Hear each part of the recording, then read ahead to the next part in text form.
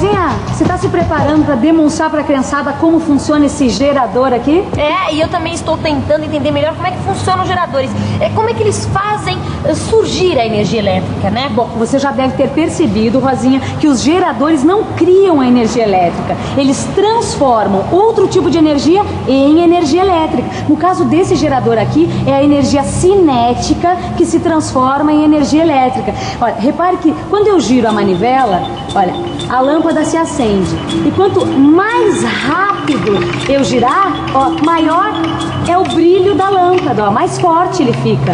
Puxa, é mesmo, Maristela. Sabe que eu não tinha pensado nos geradores por esse ponto de vista? E tem muitas coisas para aprender sobre geradores, Rosinha. Você quer ver? E não só sobre os geradores. Na teleaula de hoje, além dos geradores, você vai estudar o que são os receptores. Você vai aprender como se calcula a potência de um gerador e como se descobre o rendimento de geradores e de receptores. Puxa, eu já estou interessada. E você também? Então vamos nessa que a teleaula está começando.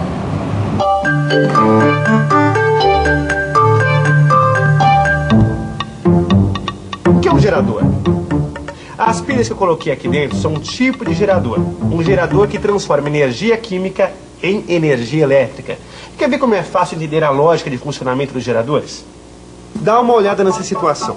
Uma criança que pega as bolas no chão e coloca no escorregador. As bolas descem e voltam para o chão. A criança pega de novo e o processo todo se repete. É algo parecido que acontece com o gerador. Vamos imaginar que as bolas sejam as cargas elétricas. Quando elas descem o escorregador, elas estão em movimento. E como você já sabe, cargas elétricas em movimento é igual a corrente elétrica. Agora repare na criança. Na verdade é o trabalho dela que ergue as bolas do chão e coloca no alto do escorregador, que fornece à bola a diferença de potencial que permite que ela caia e, portanto, se movimente. Sacou? Assim como o trabalho da criança sobre as bolas fornece energia para que elas fiquem lá em cima do escorregador e possam cair, o trabalho das pilhas, como de qualquer gerador elétrico, fornece energia às cargas elétricas para que elas possam se movimentar. É claro que quanto mais carga for movimentada, maior deve ser o trabalho realizado pelo gerador. Se você dividir o trabalho realizado pela quantidade de carga sobre a qual esse mesmo trabalho realizado, nós temos a chamada força eletromotriz. A unidade da força eletromotriz é o volt. Dá uma olhada aqui, ó. A força eletromotriz é simbolizada pela letra E. E a gente já sabe que ela é o resultado do trabalho sobre as cargas. Portanto, essa relação define a força eletromotriz. E, que é igual a tal, que representa o trabalho sobre Q, que representa as cargas elétricas.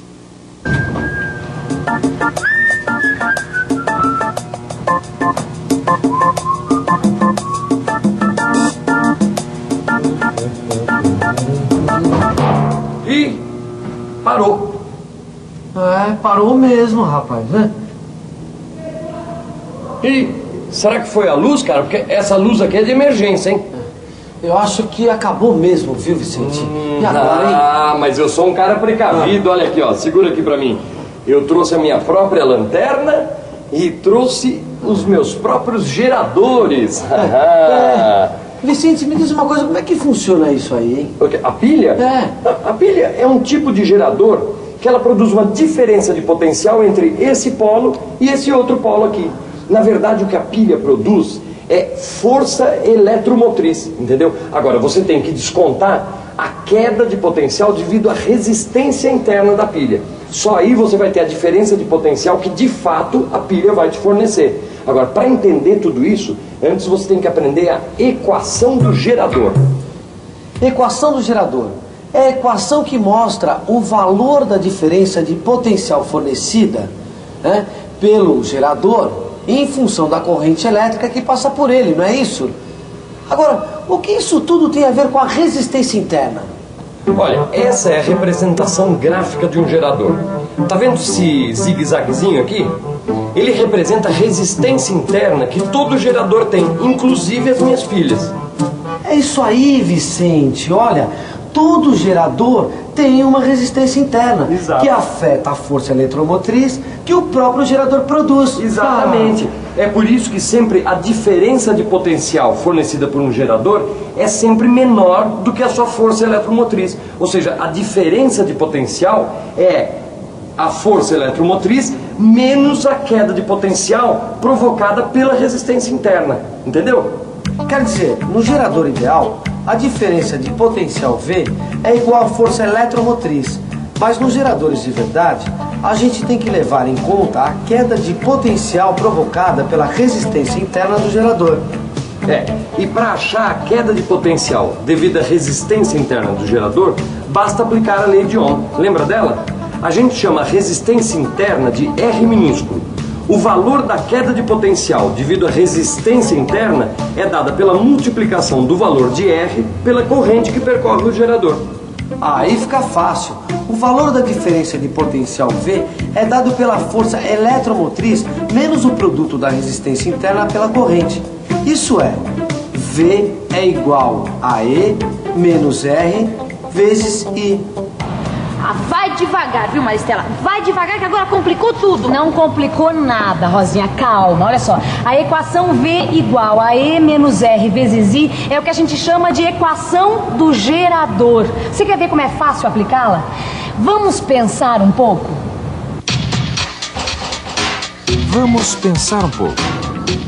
Vamos imaginar uma pilha qualquer, cuja força eletromotriz E seja igual a 1,5 volt. Vamos supor que a sua resistência interna R seja de meio ohm e que a corrente elétrica I, que passa pela pilha, seja igual a 0,4 ampere. Qual será a diferença de potencial gerado pela pilha? Ah, já sei, ficou fácil. É só substituir na equação do gerador. V igual a E menos R vezes I. Colocando os valores, fica V igual a 1,5 menos 0,5 vezes 0,4. Fazendo as contas, a gente descobre que a diferença de potencial V é igual a 1,3 volts. Quando você for estudar no seu livro de física, você vai encontrar uma tabela que mostra outra coisa interessante. Olha só, quanto maior a corrente elétrica que percorre o gerador, menor é a tensão que ele pode fornecer. Olha, tem até um gráfico no seu livro que mostra direitinho essa relação. E depois da teleaula, não esqueça de aprofundar os seus conhecimentos no seu livro de estudos. Maristela, por que as pilhas têm tamanhos tão diferentes se a diferença de potencial de todas elas é a mesma, 1,5 volts? É porque elas são projetadas para atender diferentes tipos de aparelhos, Rosinha. Olha só, existem aparelhos que exigem maior potência e outros que exigem uma potência menor. Mas potência do quê? Potência dos geradores. Não confunda potência com diferença de potencial, são coisas bem diferentes. Começa pela unidade. A diferença de potencial é dada em volts e a potência é dada em watts. O meu relógio de pulso usa uma pilha que tem diferença de potencial de 1,5 volts. Vamos imaginar que essa lanterna use apenas uma pilha. Essa pilha também tem uma diferença de potencial de 1,5 volts. Só que olha a diferença de tamanho entre as duas. Agora presta atenção. Esse relógio tem potência igual a 30 microwatts. Já a lâmpada da lanterna tem potência de 3 watts, 100 mil vezes maior. Pela relação entre a diferença de potencial, corrente e potência, a gente percebe que quanto maior a potência de um aparelho, maior a corrente que ele precisa para funcionar. A lanterna precisa de uma corrente 100 mil vezes maior que o relógio.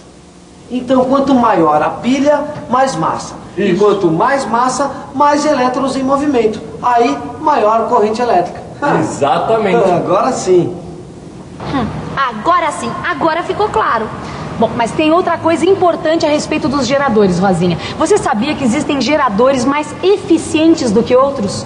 Ah, eu bem que desconfiava. Mas como é que a gente faz para saber a eficiência de um gerador?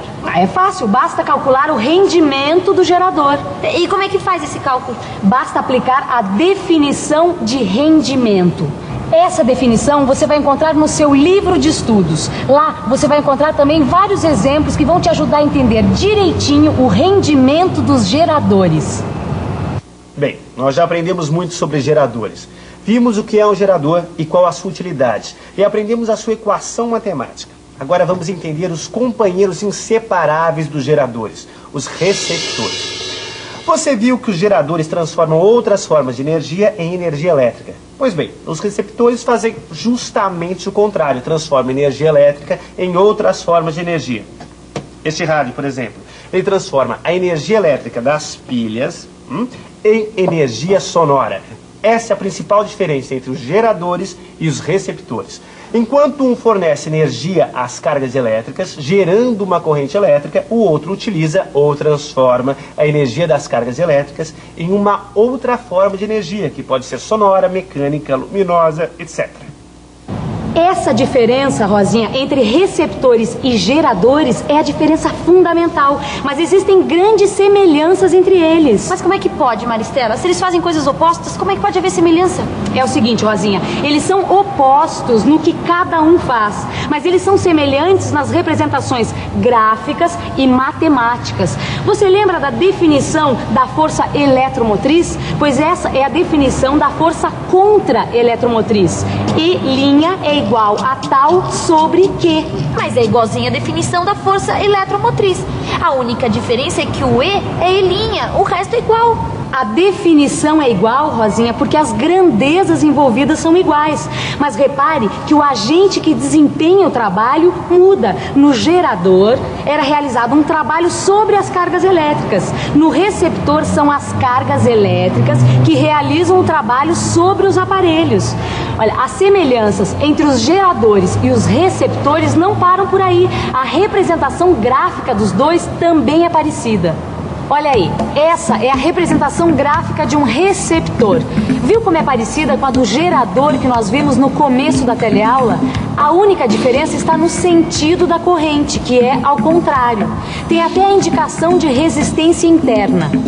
Então quer dizer que os receptores também têm resistência interna? Tem sim, Rosinha. E por todas essas semelhanças é que a equação do receptor acaba sendo bem parecida com a equação do gerador.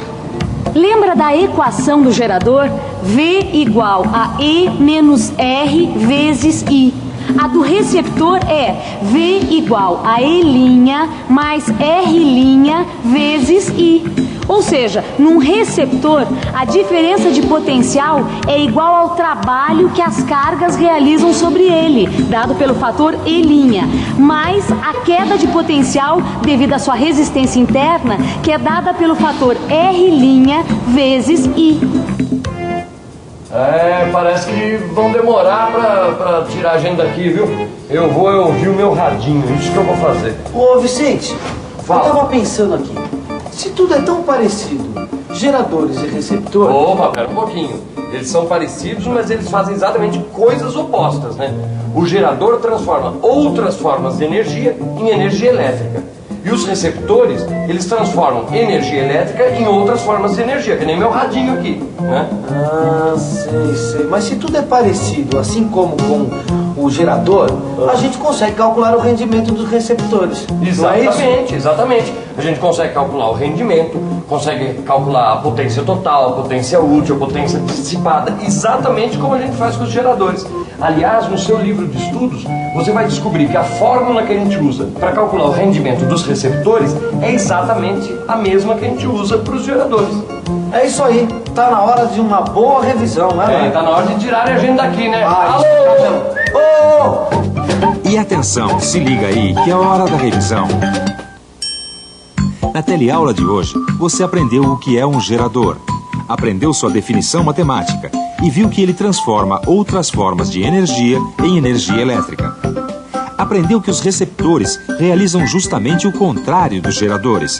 Eles transformam energia elétrica em outras formas de energia. Você também aprendeu a equação do receptor. É isso aí, na próxima tem mais. A gente vai estudar os circuitos elétricos, mas para isso não esqueça, aprofunde seus conhecimentos no seu livro. Bons estudos e até lá.